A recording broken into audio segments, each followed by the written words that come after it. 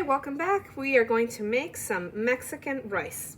So here I have a small saucepan, pot I mean, and I'm going to add a clove of garlic. You usually can add a piece of onion as well, but I don't have any right now. So we're going to do with this, make do with it. And we are going to cook 1 cup of white rice. And it's the typical 1 cup of rice to 2 cups of water recipe. The difference with Mexican rice is, so there's different types of Mexican rice. There's the white rice, or there's the red rice, which sometimes is called Spanish rice. It's really Mexican rice because Spanish rice would be more yellow. It's a different type of rice, and they add saffron, that very expensive herb, to it. So it has a different flavor, and it's used for paella, different dishes. So basically, if they call it Spanish rice, it's Mexican rice. And it's red because they add tomato to it. So you can either put tomato puree into your 2 cups of water, or you can use broth. In this case, I'm going to use chicken broth. And so the first thing you do is you wash. You wash the rice really well, and then I just drain it, and I add it. And then what you do is you're going to fry it until this turns a very light gold, like a golden color. Very nice. And so ideally I'd have a little piece of onion in there too, a raw onion, just to give it flavoring. And so once you have it all browned up, maybe 5 minutes, you want this on low. You don't want it too high. You want the rice to be coated with all that oil, and just to gain some color. Now, authentically, like people in Mexico would wash this rice and would let it dry out on their counter in a flat plate or out in the sun. And I don't really do that. So just rinse it, give it a quick rinse, and then I just throw it in like you saw in the colander, directly from the strainer, into the pot. Now, what you can add to this rice is typically either just corn. I buy like a small can of corn I'd add, or peas, and I usually do frozen, and I add them when it's ready to cook. You can also make this rice in your rice cooker if you don't want to. I mean, you could skip the frying part, but then it wouldn't really be Mexican rice. But anyway, so you could saute it possibly in your rice cooker first, and then turn it off, and then turn it on again, and then add the 2 cups of water, or chicken broth in this case, because the broth or this chicken stock is the one that's going to give you the best flavoring.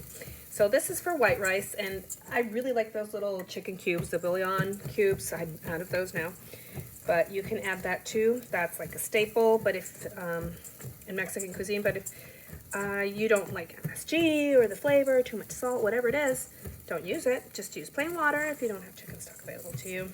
If you want it red, you'd either blend it with tomato and water, broth and tomatoes, or again, that I do have is this stuff, the tomato bouillon with chicken flavor.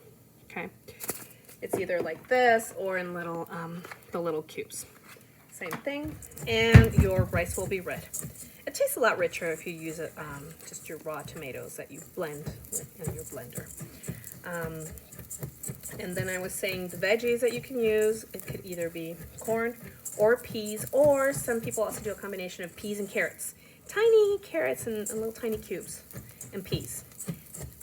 Some people even add tiny little pieces of broccoli to it, so, or tiny little pieces of zucchini. So you can go and do whatever you want with it. I've seen peppers, different types of bell pepper, different colors, and small little cubes too.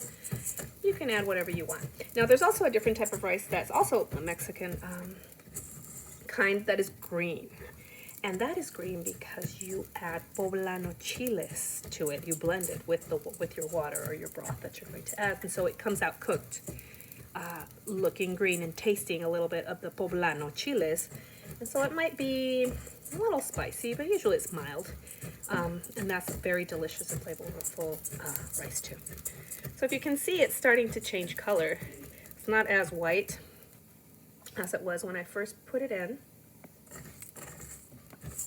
See, it's at the point where I need to add the liquid now, because if not, going to get brown very quick.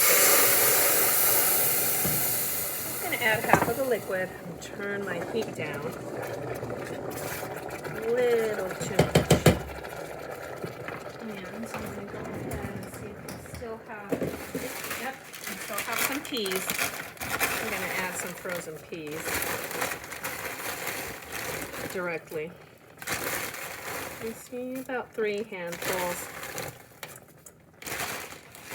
of frozen peas, and there we go, the rest of the liquid. So now what you can do is just cover it, leave it on low, and give it your timer for 15 minutes. I give it like 11. I'll let it gonna turn this up a little more to medium heat. I'm gonna wait a minute until this starts boiling, and then I'll turn down the heat. And it takes about 15 minutes, and so you need to just watch it and make sure it does not run out of liquid. If it does, you keep adding more, whatever it is you have, water, broth, it's fine. Okay, so let's check up on our rice. It's coming along nicely. It still has some liquid. You can hear it, but I think I'm going to add a little more, and I'm going to let it simmer another 5 minutes. It's been 10. We'll check back in 5 minutes.